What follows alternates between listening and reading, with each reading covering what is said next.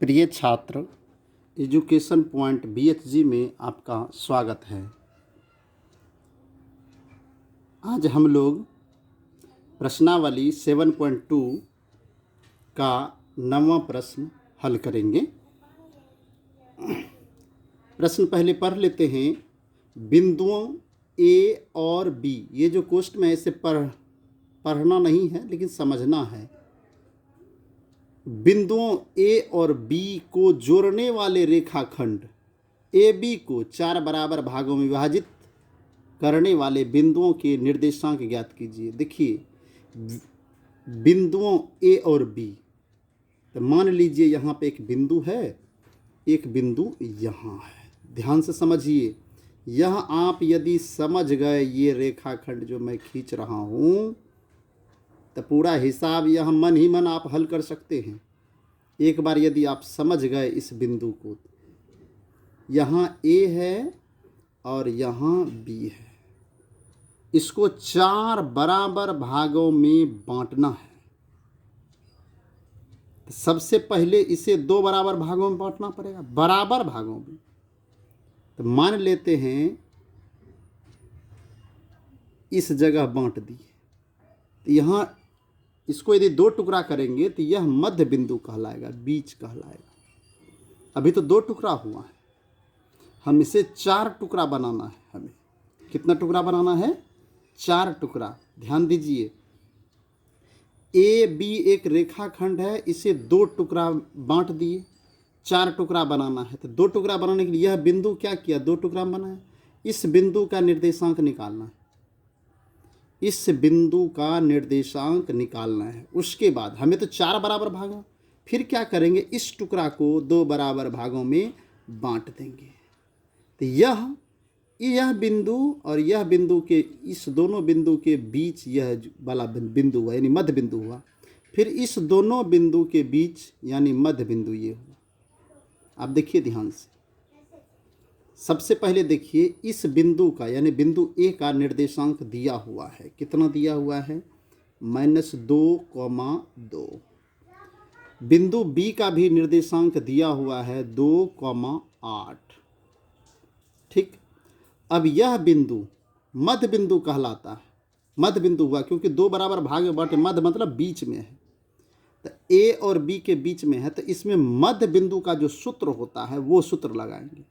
मान लीजिए A B बिंदु है ही, यह मान लेते हैं C, इसका निर्देशांक निकालना है। तो मध्य बिंदु का सूत्र क्या होता है? आपको यहाँ लिखना पड़ेगा, मध्य बिंदु C का निर्देशांक निकालना है।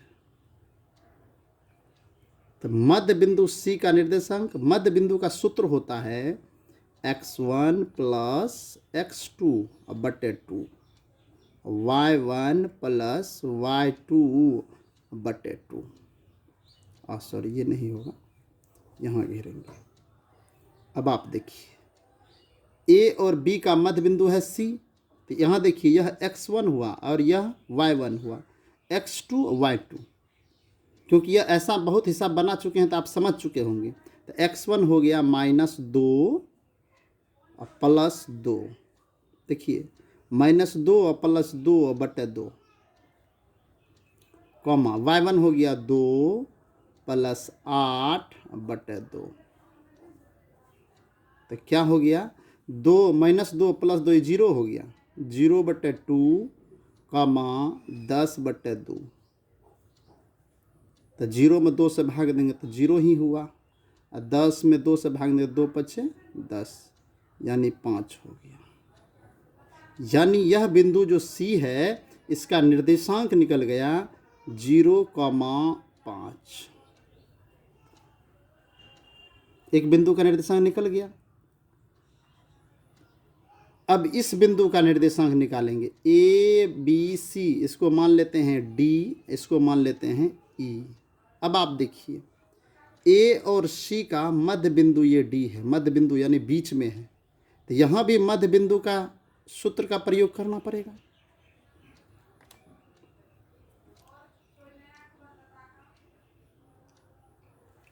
अब आगे बढ़ते हैं। अब लिखेंगे मध्य बिंदु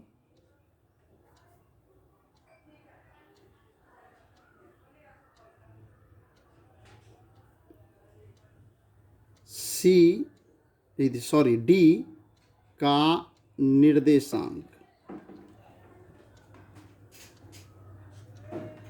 इसका भी वही होगा, सूत्र बार बार नहीं लिखेंगे, समझ लीजिए आप। तो यहाँ पर देखिए इस दोनों के का मध्य बिंदु है ये। तो यहाँ x1 हो गया -2 और यहाँ x2 हो गया 0। तो यहाँ लिखेंगे -2 + 0/2 कॉमा, यहाँ देखिए ये हो गया 2 5। तो यहाँ लिखेंगे 2 + 5/2। तो ये देखिए -2 में यदि हम 0 जोड़ेंगे तो -2 ही होगा, -2/2 ये हो गया 7/2। -2 में 2 से भाग देंगे तो कट जाएगा एक बार में, तो यहाँ हो गया -1, 7/2। तो इस बिंदु का निर्देशांक निकल गया -1 और 7/2। ठीक, समझ गए। अब हमें निकालना है C और B के बीच में यह जो E है, ये मध्य बिंदु है, इसका निर्देशांक निकालना है।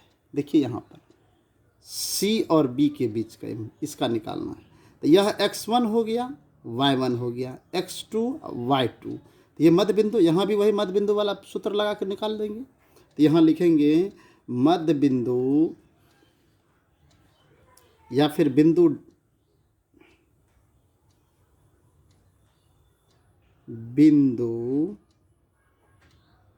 E का निर्देशांक बराबर, फिर सूत्र का इस्तेमाल बार बार नहीं करेंगे। तो यहाँ हो गया x1 हो गया 0 + 2/2 5 + 8/2। तो ये हो गया 2/2 8 5 13/2 हो गया 1 कट गया 13/2। ये इसका आंसर निकल गया, इस बिंदु का निर्देशांक निकल गया 1, 13/2 है। 13 में 2 से भाग देंगे तो कितना होगा? 6.5 भी हो सकता है, ये भी लिख सकते हैं, या 13/2 भी लिख सकते हैं। ये तीनों बिंदु इस रेखाखंड को 4 बराबर भागों में बांटता है। इस प्रकार से हम तीनों बिंदु का निर्देशांक निकाल दिए। ठीक, हमें उम्मीद है आपको यह वीडियो अच्छा लगा होगा। आपको वीडियो यदि अच्छा लगा तो आप हमें लाइक कीजिए। आप यदि हमारे चैनल पर नए हैं तो हमारे चैनल को सब्सक्राइब कर लीजिए। बगल में बेल आइकन होगा, उसे भी आप दबा दीजिए। इससे हम यदि अगला वीडियो बनाएंगे तो आपको सबसे पहले मिल सकता है। धन्यवाद।